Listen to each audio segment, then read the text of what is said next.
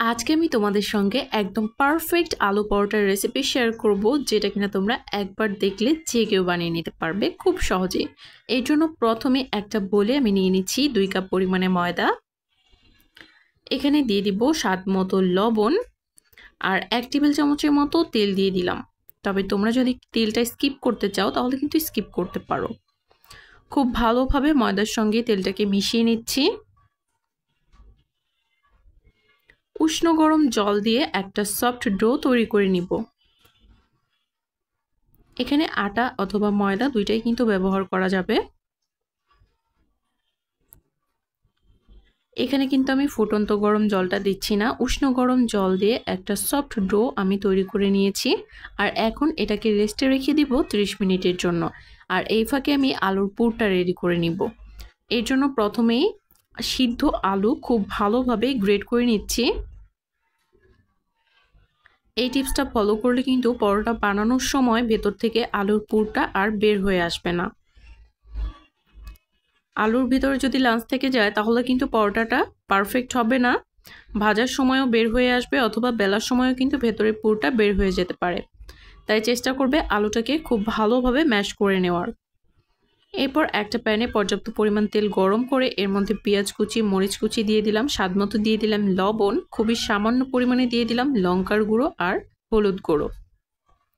খুব ভালোভাবে নেড়ে চেড়ে একটু ভেজে নিচ্ছি। আমি এখানে গুঁড়ো মশলাটা খুবই অল্প ব্যবহার করেছি, 1/4 চা চামচ করে। তোমরা চাইলে তোমাদের স্বাদ অনুযায়ী বাড়িয়ে বা কমিয়ে দিতে পারো। পেঁয়াজটাকে আমি সামান্য একটু ভেজে নিয়েছি মশলার সঙ্গে। এরপর এখানে আমি গ্রেট করে রাখা আলুটা দিয়ে দিলাম। এখন সবকিছুকে নেড়ে চেড়ে মিশিয়ে 2 মিনিটের মতো ভেজে নিব। খুব বেশিক্ষণ ভেজে নেওয়ার কিন্তু কোনো প্রয়োজন নেই। এভাবে নেড়ে চেড়ে 2 মিনিটের মতো ভেজে নিলেই কিন্তু আলু ভর্তাটা একদম রেডি। আর এই ভর্তাটা ভাত দিয়ে খেতেও কিন্তু ভীষণ ভালো লাগে। তবে আজকে আমি পরোটা বানিয়ে দেখাচ্ছি। দেখো কতটা স্মুথ ব্যাটার রেডি হয়েছে, দেখতেই ভালো লাগছে। আর এই পুরটা দিলে কিন্তু কখনোই ভেতর থেকে আর বের হয়ে যাবে না। তো এই টিপসগুলো ফলো করে যদি ভেতরে পুরটা বানিয়ে নিতে পারো, মানে ভেতরে আলু ভর্তাটা যদি বানাতে পারো, তাহলে কিন্তু আলু পরোটা হবে একদম পারফেক্ট। আর এদিকে ডোটাও কিন্তু একদম রেডি। এখন আমি এখান থেকে লেচি কেটে নিচ্ছি। তোমাদের পছন্দ অনুযায়ী তোমরা লেচি কেটে নিবে, ছোট বা বড়। আমি এখান থেকে 5টা লেচি কেটেছি। আর এখানে আলু ভর্তাটাকেও কিন্তু আমি প্রথমেই 5টা ভাগে ভাগ করে নিব, যেন প্রত্যেকটা পরোটাই একদম সমানভাবে ভর্তা থাকে। প্রথমে একদম হালকা করে একটু বেলে নিব লুচির সমান করে। আর তারপর এভাবে হাতের মধ্যে নিয়ে ভেতরে আলুর মণ্ডটা দিয়ে দিব।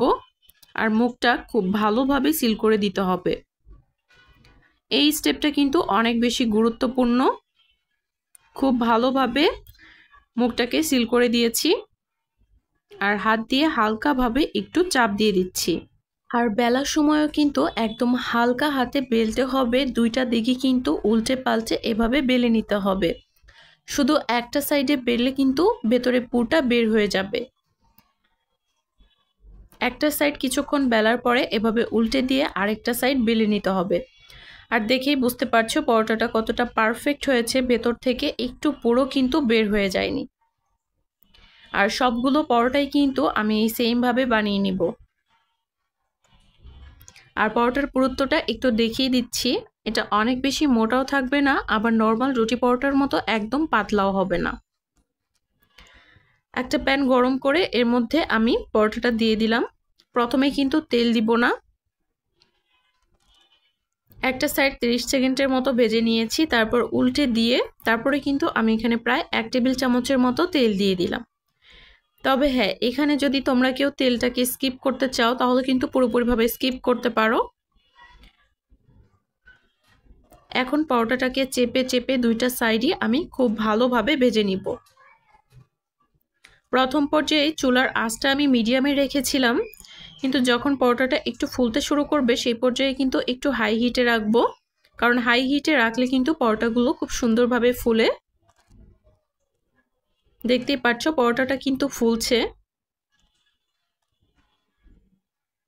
একদম দুইটা পার্ট কিন্তু আলাদা করা যাবে। ভিডিওর প্রথমেই আমি দেখিয়ে দিয়েছি, দেখতে পাচ্ছ কি সুন্দর ফুলেছে।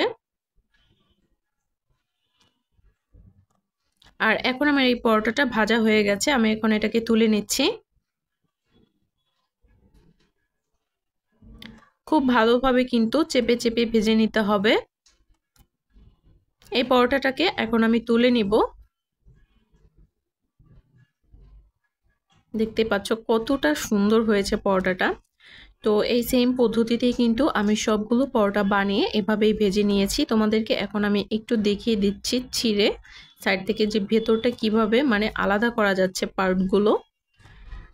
সকল টিপস ফলো করে যদি তোমরা এই পরোটাটা বানাও, তোমাদের পরোটাও হবে একদম পারফেক্ট।